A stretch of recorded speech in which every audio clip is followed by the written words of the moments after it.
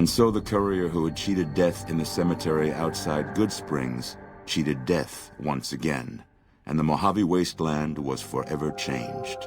Caesar entered the Strip as though it was his triumph. The Legion pushed the NCR out of New Vegas entirely, driving them back to the Mojave outpost. The Legion occupied all major locations, enslaving much of the population and peacefully lording over the rest. Under the Legion's banner, civilization, unforgiving as it was, finally came to the Mojave wasteland. The courier, a mercenary at heart, helped the Legion achieve victory at Hoover Dam. Caesar honored her with a golden coin, minted in celebration of her contributions and distributed throughout the wasteland. Tabitha and Rhonda went east, through Caesar's land. Occasionally, tales of their exploits found their way back west, though few believed them. Eventually, the stories concerning the duo were collected and published, and proved to be quite popular with children. Convinced that his time as a gunslinger was past, Raul made peace with the idea of growing old. After traveling with the courier for a time, he retired and settled down in Outer Vegas, where he would spend his days fixing ancient machinery. Cautious after the Boomers' display of power at Hoover Dam, Caesar chose to leave the Boomers alone. The Boomers remained isolated, but have been seen flying over the Mojave Desert from time to time. Buried beneath tons of rubble, the Mojave chapter of the Brotherhood of Steel was no more. Those few who were outside the Hidden Valley bunker when it was destroyed settled into new lives, or headed west to find a new chapter to join. The Fiends attacked Camp McCarran during the Second Battle of Hoover Dam and suffered heavy losses. Caesar, unimpressed with their performance and their dependence on chems, had them exterminated. After the Legion's victory, Caesar, out of a strange respect for his old fellows, allowed the followers safe passage out of the wasteland. Reluctantly, the followers accepted the offer and abandoned Old Mormon Fort to the Legion. The Legion, preoccupied with its acquisition of New Vegas, scarcely took notice of the town of Goodsprings. Many locals moved on, fearful of Caesar's long shadow. Only the old and the stubborn remained. The slaughter of the Van Graffs and the Crimson Caravan caused no end of trouble for NCR back west. Already struggling, NCR's supply line suffered further as the two caravans withdrew support until the massacre in the east was resolved. Cass lived to see the mark of the Legion on Hoover Dam. Uncertain of what lay next for the west, she remained silent. As the Legion marched west, she found it difficult to see the dam as anything more than a gravestone for the Mojave and everyone in it. As reward for their loyal service, Caesar forcibly integrated the Great Khans into the Legion. The sick and elderly were killed.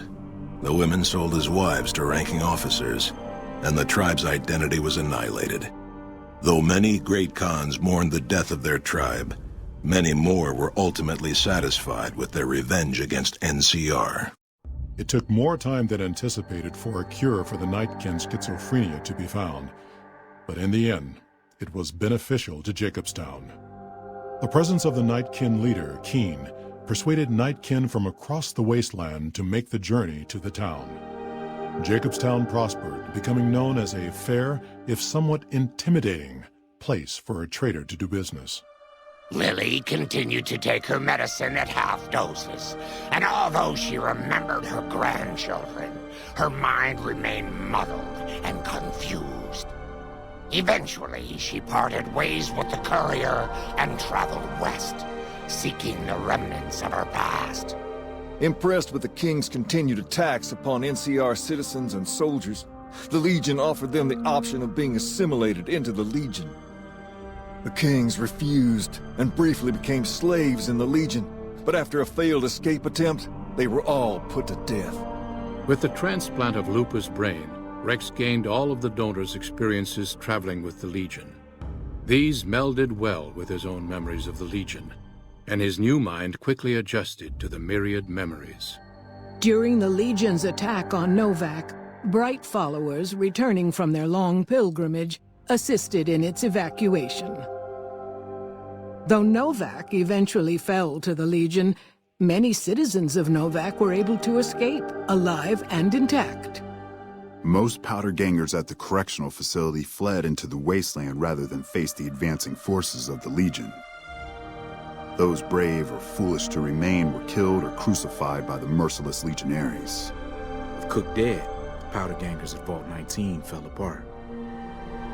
Those who weren't destroyed by the courier fled into the hills or attempted to work their way back through the Mojave wasteland.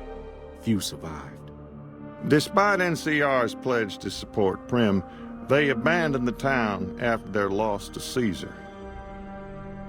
Though Caesar keeps Primm open for business, its citizens live under the constant watch of Legion soldiers.